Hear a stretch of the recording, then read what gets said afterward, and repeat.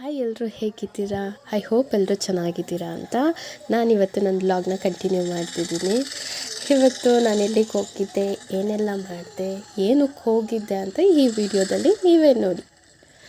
ನಾನು ಇವತ್ತು ಸ್ಕೂಲಿಗೆ ಹೋಗಿ ಆಫ್ಟರ್ನೂನು ನನ್ನ ಲಂಚಿಗಂತ ನಾನು ಅಜ್ಜಿ ಕರೆದಿದ್ರು ಅಂತ ನಮ್ಮ ಮನೆಗೆ ಹೋದೆ, ಅಜ್ಜಿ ಮನೆಗೆ. ನೋಡಿ ಇಲ್ಲಿ ಹೋಗ್ತಾ ಇದ್ದೀನಿ. ಹೋಗ್ತಾ ಈಗ ನೋಡಿ ಲೆಫ್ಟ್ ಸೈಡು ಇದು ನನ್ನ ಚಿಕ್ಕಪ್ಪನ ಮನೆ.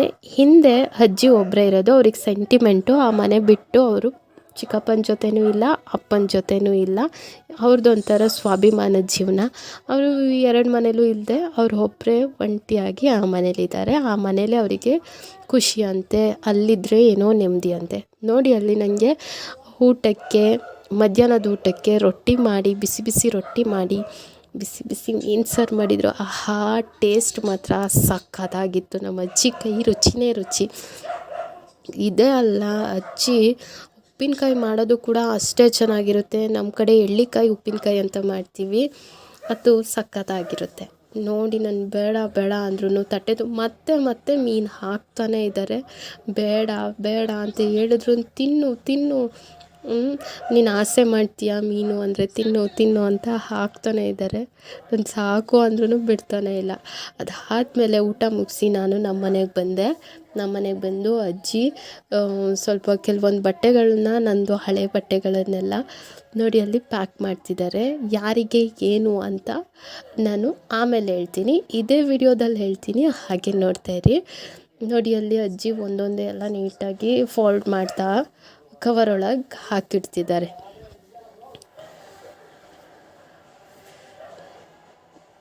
ಇದು ಚೆನ್ನಾಗಿದೆ, ಅದು ಚೆನ್ನಾಗಿದೆ, ಇದು ನಿಂದೋ ಅದು ಅವಳದು ಅಂತೇಳ್ಬಿಟ್ಟು ನೋಡಿ ಅಲ್ಲಿ ಎಲ್ಲನೂ ಹೇಳ್ತಿದೆ.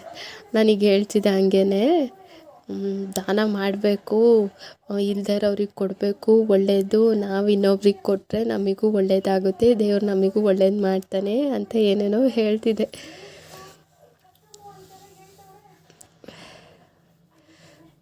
ಇನ್ನೂ ಕೊಡು, ಇನ್ನೂ ತೆಗೆದಿಟ್ಟಿರ್ತೀನಿ ಅಂತ ಪ್ಯಾಕ್ ಮಾಡ್ತಾ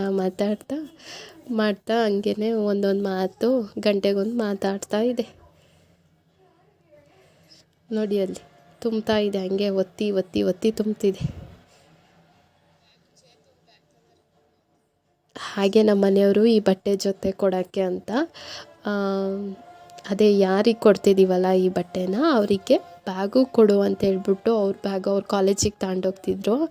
ಅದು ಈಗ ಅವ್ರು ಯೂಸ್ ಮಾಡ್ತಿಲ್ಲ, ಹಂಗೆ ಇಟ್ಟಿದ್ದಾರೆ. ಅದು ಅವರು ಸೆಂಟಿಮೆಂಟ್ ಬ್ಯಾಗು, ಆದ್ರೂ ಕೊಡು ಅಂತ ಕೊಟ್ಟಿದ್ದಾರೆ. ನಾನು ಮರ್ತುಬಿಟ್ಟು ಬಂದಿದ್ದೀನಿ. ನಾಳೆ ನನ್ನ ಹಸ್ಬೆಂಡ್ ಮನೆಯಿಂದ ಹೆಂಗೂ ನಾನು ಡೈಲಿ ಅಲ್ಲಿಂದನೇ ಬರೋದಲ್ಲ, ತಂದು ಕೊಡೋಣ ಅಂತ. ಈಗ ಈ ಬಟ್ಟೆ ತಗೊಂಡೋಗೋಣ, ನಾನೇನು ಇಲ್ಲಿಗೆ ಬರೋಲ್ಲ ಅಲ್ವಾ, ಹೆಂಗೂ ಊಟಕ್ಕೆ ಬಂದಿದ್ದೀನಲ್ಲ ಅಂತ ಬಟ್ಟೆ ತೊಗೊಂಡು ಹೋಗ್ತಾ ಇದ್ದೀನಿ. ನೋಡಿ ಅಲ್ಲಿ ಅಜ್ಜಿ ಇದನ್ನು ಹಾಕ್ಲಾ ಅಂತೇಳ್ಬಿಟ್ಟು ಆ ಕವರ್ ತುಂಬಿದ್ರು ಮತ್ತೆ ಅದಕ್ಕೆ ಏನು ಮಾಡ್ತಿದ್ದಾರೆ, ಒತ್ತಿ ತುಂಬ್ತಿದ್ದಾರೆ. ನೋಡಿ ಅಲ್ಲಿ ಆ ಕವರು ತುಂಬಿತು, ಮತ್ತು ಇನ್ನೊಂದು ಕವರಿಗೂ ಹಾಕ್ತಿದ್ದಾರೆ. ನಾನು ಆ್ಯಕ್ಚುಲಿ ಅಜ್ಜಿಗೆ ರೆಸ್ಪೆಕ್ಟ್ ಕೊಡಲ್ಲ, ನನ್ನ ಮುಂಚೆಯಿಂದಲೂ ಹೋಗು ಬಾ, ಮತ್ತು ಜಾಸ್ತಿ ಪ್ರೀತಿ ಬಂದಾಗ ಹೋಗೇ ಬಾರೆ ಅಂತಲೇ ಮಾತಾಡೋದು. ನನಗೇನೋ ಒಂಥರ ಖುಷಿ ಆ ಥರ ಮಾತಾಡಿದ್ರೆ. ಯಾರ್ಯಾರು ಅಜ್ಜಿಂದಿರನ್ನ ತುಂಬ ಇಷ್ಟಪಡ್ತಿರೋ ಅವರಿಗೆಲ್ಲ ಆಲ್ಮೋಸ್ಟು ಗೊತ್ತಿರುತ್ತೆ ಯಾಕೆ ನಾವು ಹಿಂಗೆ ಕರಿತೀವಿ ಅಂತ. ಅದರಲ್ಲಿ ಏನು ಇದು ರೆಸ್ಪೆಕ್ಟ್ ಕೊಡಬೇಕು ದೊಡ್ಡವರಿಗೆ ಅಂತ ಅಲ್ಲ, ಅದು ಒಂಥರ ಪ್ರೀತಿಯಿಂದ ನಾನು ಅವ್ರಿಗೆ ಕರೆಯೋದು. ಅದಾದಮೇಲೆ ಹಾಗೆ ಕವರೆಲ್ಲ ನೋಡಿ ಅಲ್ಲಿ ಪ್ಯಾಕ್ ಮಾಡಿ, ಹಾಗೆ ಒಂದು ನನ್ನ ತಮ್ಮನ ಜೊತೆ ಹಾಗೆ ವಿಡಿಯೋ ಮಾಡ್ತಾ, ಹಂಗೆ ರೂಮೆಲ್ಲ ನೋಡ್ತಾ, ಹಾಗೆ ಅಜ್ಜಿಗೆ, ನಮ್ಮ ಮಮ್ಮಿಗೆ, ನನ್ನ ತಮ್ಮಂಗೆ ಬಾಯ್ ಹೇಳಿ ಹಾಗೆ ಅಜ್ಜಿಗೆ ಹೇಳ್ತಾ ಇದ್ದೀನಿ, ನೀನು ಏನಾದರೂ ಸ್ಕೂಲ್ ಕಡೆ ಬಂದಾಗ ಬರೋಕ್ಕೂ ಮುಂಚೆ ನನಗೆ ಕಾಲ್ ಮಾಡು, ಯಾವುದಕ್ಕೂ ಇನ್ಫಾರ್ಮ್ ಮಾಡು ಅಂತ ಹೇಳ್ತಿದ್ದೀನಿ. ಯಾಕಂದರೆ ಒಂದೊಂದು ಸಲ ಹೇಳೇ ಇರೋಲ್ಲ, ಅಜ್ಜಿ ನೋಡಬೇಕು ಅಂದರೆ ಹಾಗೆ ಬಂದುಬಿಟ್ಟಿರುತ್ತೆ. ನಮ್ಮ ಅಜ್ಜಿನೂ ನಾನೆಷ್ಟು ಪ್ರೀತಿ ಮಾಡ್ತೀನೋ ಅದಕ್ಕಿಂತ ಡಬಲ್ ಟ್ರಿಬಲ್, ಅದಕ್ಕೂ ಡಬಲ್ ನನ್ನನ್ನು ತುಂಬ ಇಷ್ಟಪಡ್ತಾರೆ. ಅದಾದಮೇಲೆ ಆಟೋಗಂತ ವೆಯ್ಟ್ ಮಾಡ್ತಿದ್ದೆ, ಆಟೋ ಇನ್ನೂ ಬಂದಿದ್ದಿಲ್ಲ, ಅದಕ್ಕೇ ಅಲ್ಲಿ ಇಲ್ಲಿ ವಿಡಿಯೋ ಮಾಡಿ ಹಾಗೆ ಸ್ಕೂಲಿಗೆ ಬಂದು ಆ 2 ಕವರಲ್ಲಿತ್ತಲ್ಲ ಬಟ್ಟೆ, ಅದನ್ನೆಲ್ಲ ಒಂದಕ್ಕೇ ಟ್ರೈ ಮಾಡ್ತಿದ್ದೀನಿ ಹಾಕೋಕ್ಕೆ. ಕಷ್ಟಪಟ್ಟು ಒಂದಕ್ಕೇ ಹೆಂಗೋ ಒಂದೇ ಕವರಲ್ಲಿ ಇರಲಿ ಅಂತ ಸೇರಿಸ್ತಾ ಇದ್ದೀನಿ. ಯಾಕಂದರೆ 2 ಕವರು ಆ ಮಕ್ಕಳು ಇಟ್ಕೊಂಡು ಹೋಗ್ಬೇಕಾದ್ರೆ ಒಂಥರ ಚೆನ್ನಾಗಿ ಕಾಣಿಸಲ್ಲ ಅಂತೇಳ್ಬಿಟ್ಟು ನಾನೇ ಒಂದಕ್ಕೆ ಹಾಕ್ತಿದ್ದೀನಿ. ಹಾಗೆ ಮಕ್ಕಳೆಲ್ಲ ಸ್ವಲ್ಪ ಕಿರಿಕಿರಿ ಮಾಡ್ತಿದ್ರು, ಟೀಚರ್ ನನಗೂ ಕೊಡ್ತೀರಾ ಅಂತಿದ್ರು. ಅದಕ್ಕೆ ನಿಮಗಲ್ಲ, ನಿಮ್ಮ ಹತ್ರ ಇದೆ, ಅವ್ರ ಹತ್ರ ಅವ್ರು ಏನೂ ತಂದಿಲ್ಲ ಅಂತೇಳ್ಬಿಟ್ಟು ಅವ್ರಿಗೆ ಕೊಡ್ತಿದ್ದೀನಿ. ಯಾಕೇನೂ ತಂದಿಲ್ಲ ಅಂದರೆ ಆ ಮಕ್ಕಳಿಗೆ ಅಪ್ಪ ಇಲ್ಲ, ರೀಸೆಂಟಾಗಿ 2 ಮಂತ್ ಆಗಿದೆ ತೀರೋಗಿ. ಅಮ್ಮ ಒಬ್ಬರೇ ಇರೋದು. ಅವರು ಪಾಪ ಒಂದು ಎಸ್ಟೇಟಲ್ಲಿ ಇದ್ಕೊಂಡು ಈ ಮಕ್ಕಳಿಗೆ ಎಜುಕೇಷನ್ ಇತ್ತಿಲ್ಲ. ಎಜುಕೇಷನ್ ಕೊಡ್ಸೋಕ್ಕೋಸ್ಕರ ಅವ್ರ ಎಸ್ಟೇಟ್ ಓನರ್ ತಂದು ಬಿಟ್ಟೋಗಿದ್ದಾರೆ. ಅದಕ್ಕೆ ಎಷ್ಟು ಥ್ಯಾಂಕ್ಸ್ ಹೇಳಿದ್ರು ಸಾಲದು. ಮಕ್ಕಳಿಗೆ ಎಜುಕೇಷನ್ ಕೊಡಿಸ್ಬೇಕು ಅನ್ನೋದು ಅವ್ರ ತಲೆಯಲ್ಲಿ ಬಂದಿದೆಯಲ್ಲ, ತಂದು ಬಿಟ್ಟು ಹೋದ್ರು. ಪಾಪ ಮಕ್ಳಿಗೆ ಬಟ್ಟೆ ಇತ್ತಿಲ್ಲ, ಹಾಕಿದ ಬಟ್ಟೆಲೇ 3 ದಿನದಿಂದ ಸ್ಕೂಲಿಗೆ ಬರ್ತಿದ್ರು. ಅದು ನಂಗೆ ನೋಡೋಕ್ಕೆ ಒಂಥರ ಬೇಜಾರಾಯಿತು. ಅದಕ್ಕೋಸ್ಕರ ನಾನು ಹೋಗಿ ಇದನ್ನೆಲ್ಲ ತಂದು ಆ ಮಕ್ಕಳಿಗೆ ಪ್ಯಾಕ್ ಮಾಡಿ ಈಗ ಕೊಡ್ತಾಯಿದ್ದೀನಿ. ನೋಡಿ, ಅದು 2ನೇ ಹುಡುಗಿ, ಅಥವಾ ಅಲ್ಲಿ ಕೂತಿದ್ದಾಳಲ್ಲ ಅವಳ ಅಕ್ಕ ಒಬ್ಳಿದ್ದಾಳೆ. ನನಗೆ ಅವ್ರ ಮುಖ ತೋರ್ಸೋಕ್ಕೆ ಇಷ್ಟ ಇಲ್ಲ. ಸಪೋಸ್ ಆ ವಿಡಿಯೋದಲ್ಲಿ ಬಂದಿದ್ದರೆ ನಂಗೆ ಗೊತ್ತಿಲ್ಲ. ಹಾಗೆ ಅದೆಲ್ಲ ಮುಗಿಸ್ಕೊಂಡು ಮಕ್ಕಳ ಜೊತೆ ಲಾಸ್ಟಿಗೆ ಸಂಜೆ ಟೈಮ್ ಮನೆಗೆ ಹೋಗೋ ಟೈಮಲ್ಲಿ ಹಾಗೆ ಡ್ಯಾನ್ಸ್ ಮಾಡಿಕೊಂಡು ಖುಷಿಯಿಂದ ಸ್ಕೂಲಿಂದ ಹಾಗೆ ಮಕ್ಳಿಗೆ ಬೇಜಾರಾಗಬಾರ್ದಲ್ವ, ನಾವು ಸ್ಕೂಲಿಗೆ ಬರ್ತೀವಿ ಅನ್ನೋದು ಬೇಜಾರೇ ಅವ್ರಿಗೆ ಇರಬಾರ್ದಂತ ರೀಲ್ಸ್ ಮಾಡಿ, ಹಾಗೆಯೇ ರೀಲ್ಸ್ ಏನೂ ಅಲ್ಲ, ವಿಡಿಯೋ ಮಾಡ್ಕೊಂಡು ಮತ್ತೆ ಅದನ್ನು ನಾನು ಎಡಿಟ್ ಮಾಡೋದು. ಅದಾದಮೇಲೆ ಸ್ಕೂಲಿಂದ ಬಂದಾದಮೇಲೆ ನನ್ನ ಹಸ್ಬೆಂಡು ನನ್ನನ್ನು ಕರ್ಕೊಂಡು ಹೋಗೋಕ್ಕೆ ಬಂದರು. ATM ಕೊಡು ಅಂತ ಕೇಳ್ತಿದ್ದಾರೆ. ನಾನು ಮೊಬೈಲ್ ಇಟ್ಕೊಂಡಿದ್ದೆ, ಒಂದು ಕೈಲಿ ಗಾಡಿ ಇಟ್ಕೊಂಡಿದ್ದೆ. ಅದಕ್ಕೋಸ್ಕರ ಪರ್ಸ್ನ ತೆಗೆದು ಕೊಟ್ಟೆ, ನೀವೇ ತೊಗೊಳ್ಳಿ ಅಂತ. ಅವರು ATMನ ತಗೊಂಡು ಹಾಗೆ ನೋಡಿ ಈಗ ATM ಕಡೆ ಹೋಗ್ತಾ ಇದ್ದಾರೆ. ಅದೇ ATM. ಈ ಯಾವುದು ಪ್ಲೇಸ್ ಅಂತ ಗೊತ್ತಾ? ನೋಡೋಣ, ಗೆಸ್ ಮಾಡಿ. ಆಲ್ಮೋಸ್ಟ್ ಗೊತ್ತಿರುತ್ತೆ ನನ್ನ ಸಬ್ಸ್ಕ್ರೈಬರ್ಸಿಗೆ ಯಾವ ಪ್ಲೇಸು, ಯಾವ ಊರು ಅಂತ. ಆದ್ರೂ ಗೆಸ್ ಮಾಡಿ ನೋಡೋಣ.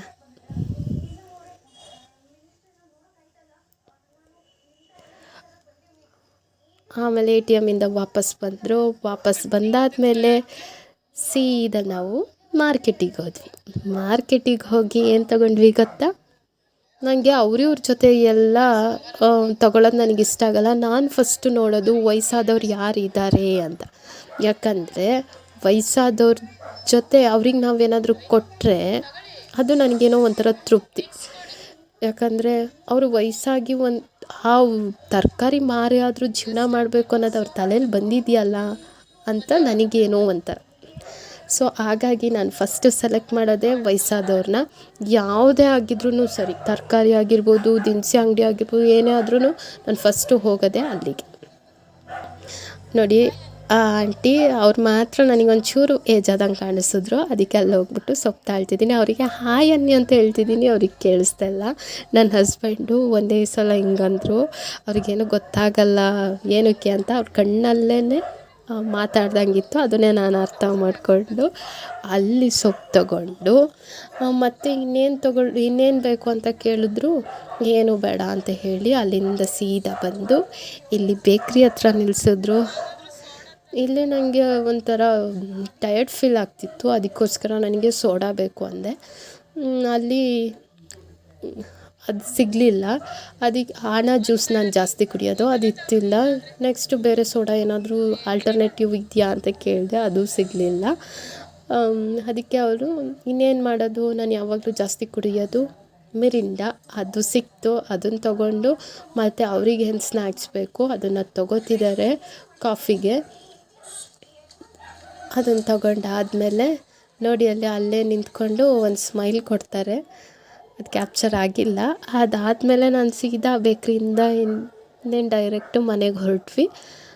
ಮನೆಗೆ ಹೋಗ್ತಾ ಹಾಗೆ ಇಬ್ಬರು ಸ್ವಲ್ಪ ಮಾತಾಡ್ಕೊಂಡ್ವಿ. ಏನು ಎಂತು ನಾಳೆ ಏನು ಪ್ಲ್ಯಾನು, ಏನು ತಿಂಡಿ ಮಾಡ್ತೀಯಾ, ಹಿಂಗೆ ಅಂತ ಮಾತಾಡಿಕೊಂಡು ಹಾಗೆ ಮನೆ ಹತ್ರ ಬಂದ್ವಿ. ಇಲ್ಲಿಗೆ ನನ್ನ ವ್ಲಾಗ್ನ ಎಂಡ್ ಮಾಡ್ತಿದ್ದೀನಿ. ಯಾರಿಗೆಲ್ಲ ಇಷ್ಟ ಆಯಿತು